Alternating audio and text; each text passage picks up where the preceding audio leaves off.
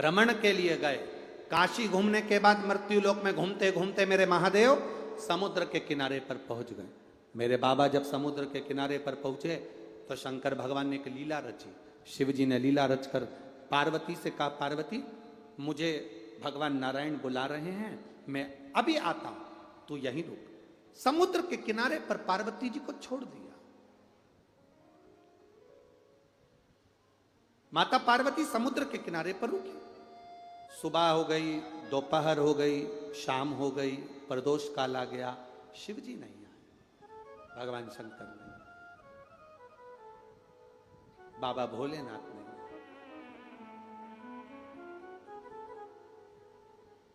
इंतजार कर रही है मां। रात होने लगी, पार्वती को याद आया आज तीज का व्रत है मेरा, आज मेरा तीज का व्रत है। और तीज का व्रत है, पार्वती को याद आया कि आज मेरा तीज का व्रत, प्रभु तो आए नहीं। समुद्र की रेत का शिवलिंग बनाया, बालू रेत का, और पार्वती जी ने उस बालू रेत के शिवलिंग को बनाकर उसका पूजन जो सामान मिल गया उससे कर लिया, जो मिला उससे वो पूजन कर रहे।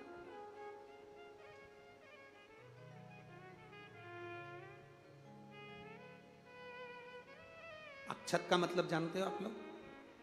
जम के तो बोलो। चावल। चावल का जो एक दाना होता है, चावल का जो एक दाना, जो अक्षत चावल का जो दाना होता है, मान लो तुम्हारे पास में बेलपत्री नहीं है, मान लो पंडित जी बोल रहे हैं बेलपत्र चढ़ाओ, पुष्प चढ़ाओ, लाल पुष्प चढ़ाओ, दुर्वा चढ़ाओ, तुम्हारे पास में कोई सामान अगर नहीं है तो शिव महापुराण की कथा कहती है एक चावल का दाना, तुम जो पंडित जी बोल रहे हैं कि बेलपत्र चढ़ाओ, नहीं है, चावल का दाना चढ़ा दिया। पंडित जी ने बोला तुम्हारे पास में ये चढ़ा दो, वो चढ़ा दो, तुमने एक एक चावल का दाना, पंडित जी कहते रहे फूल चढ़ाओ, चावल का दाना चढ़ा दिया, रौली चढ़ाओ, चावल का दाना चढ़ा दिया, नहीं है, चावल का दाना चढ़ा दिया। अक्षत का मतलब यह होता है कि जो चावल का दाना आप चढ़ा रहे हो उसका मतलब होता है कि शंकर भगवान की पूजन में सारा साहित्य, एक चावल के दाना चढ़ाना मतलब सब चढ़ जाना, एक अक्षत सब कुछ समर्पित कर देता है। सब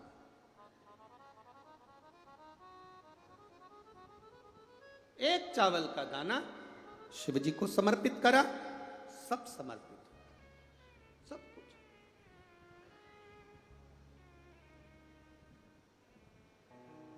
यहां पर एक भाई यहां पर बैठे हैं, रोज सेवा में भी लगे रहते हैं।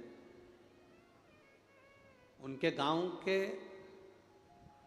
जितने उनके गांव के लोग हैं, कोई गरीबड़ा भी है तो एक मुट्ठी चावल, कोई थोड़ा जमीन अच्छी है तो 2 मुट्ठी चावल, कोई 5 किलो, कोई 1 किलो, कोई 15 किलो, कोई 2 किलो, उनके गांव के लोग इकट्ठा करते हैं। और जब रुद्राक्ष उत्सव होता है, उस रुद्राक्ष उत्सव के पहले या गुरु पूर्णिमा के पहले वो पूरा ट्रक भर के चावल लेकर कुबेरेश्वर धाम पर आते। कहाँ बैठे हैं वो? आज आए हैं कि नहीं आए?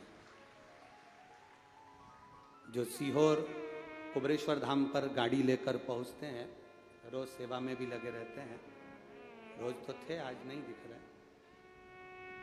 शिव कृपा से,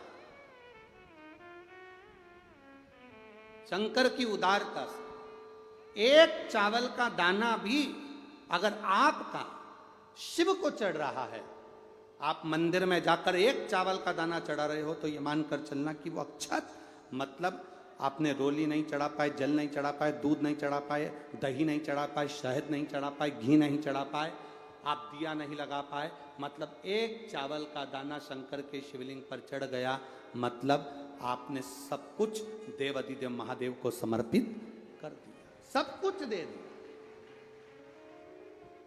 आपके पास में है, नहीं है, सब बाबा को समर्पित। अरे तेरा ही दिया मैंने खाया पिया है, तेरा शुक्रिया है, तेरा शुक्रिया।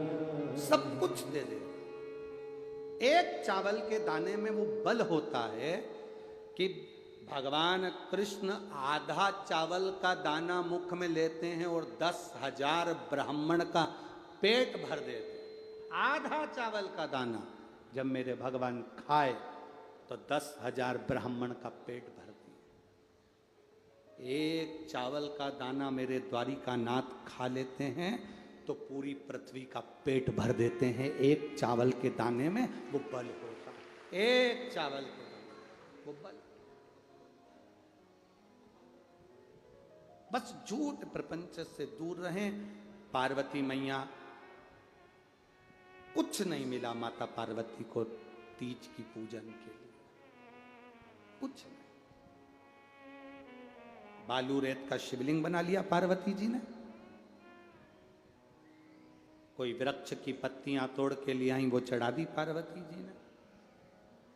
एक चावल का दाना माता पार्वती के पल्लू में बंधा हुआ था। एक चावल का दाना माता पार्वती के पल्लू में बंधा हुआ था। क्यों?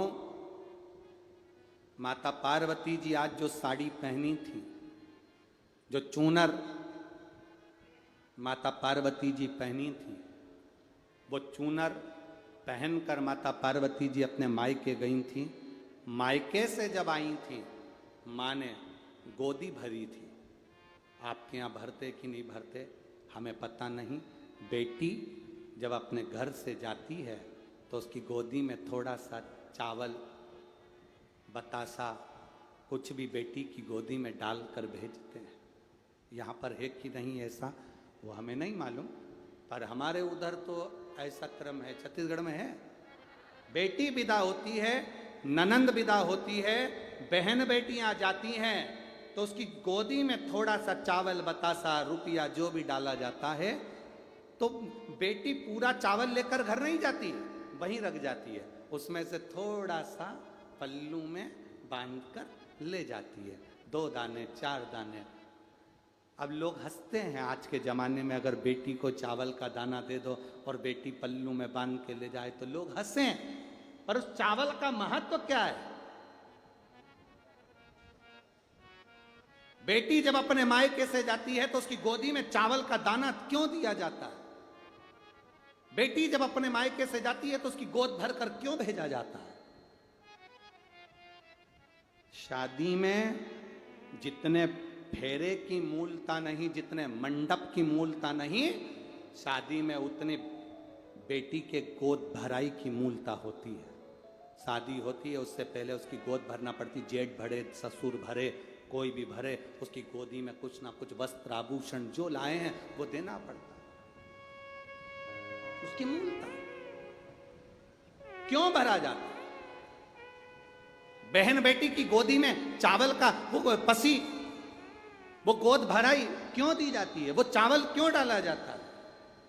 उसका केवल एक कारण है, मेरी बहन, मेरी बेटी जैसे अखंड सौभाग्य लेकर, मांग में सिंदूर भरकर, माथे पर बिंदी लगाकर तू मेरे घर पर आई है। ये चावल इसलिए दे रहे हैं कि तेरा अखंड सौभाग्य ऐसा ही बना रहे और तू ऐसी ही अखंड सौभाग्यवती हो। अब आजकल तो फैशन के चक्कर में ये सब बंद हो गया, पर बहन बेटी 2 दाने चावल के लेती थी और जो उसकी गोदी भरता था उसके भी गोदी में से वो 2 दाने थाली में या अपनी भाभी को या उस पात्र में डाल देती थी। वो चावल के दाने आज माता पार्वती जी के पल्लू में बंधे हुए थे। माँ ने उस पल्लू में से चावल के दाने को निकाला और निकाल कर देवाधिदेव महादेव के शिवलिंग पर समर्पित किया। माँ ने चावल के दाने शिवलिंग पर समर्पित। रात भर माता पार्वती जी जागी, तीज का व्रत किया। सुबेरे देवाधिदेव महादेव आ गए। सुबेरे मेरे बाबा पता, शंकर भगवान आए। आते से भोलेनाथ जी ने पूछा, पार्वती कल तुम्हारा तीज का व्रत था, मैं नहीं था तुम्हारे पास में, तो तुमने तीज का व्रत नहीं करा। पार्वती जी बोली अभी सुबह के टाइम तो मैंने आपका पार्थिव शिवलिंग का निर्माण कर कर बालू रेत का शिवलिंग बनाया, उसको विसर्जन करा, पूजन करी मैंने, अभी करी। मैं नहीं मानता कि तुमने पूजन करी। पूजन का सामान कहां से आया? पार्वती जी बोली पूजन का सामान तो नहीं था, पत्तियां तोड़कर चढ़ा दी थी, एक चावल का दाना मेरी माँ के घर का बंदा था, वो चढ़ाया। कहां करी थी पूजन? यहीं करी थी। अब समुद्र की लहर ऐसी आती है कि जहां पर आप लोग गए समुद्र पे? समुद्र की लहर ऐसी आती है कि जहां पूजन वूजन करी थी वो तो सब पानी में बह गया, रेत जम गई एकदम प्लेन, बर्फी की तरह, खोपरे पाक की तरह। शिव जी ने कहा कहां करी थी पूजन? पार्वती जी बोली यहां करी। पूजन तो कहीं दिख ही नहीं रही, पूजन तो कहीं पर नजर ही नहीं आ रही। पार्वती जी बोली हमने पूजन यहीं करी थी, आपको विश्वास नहीं है?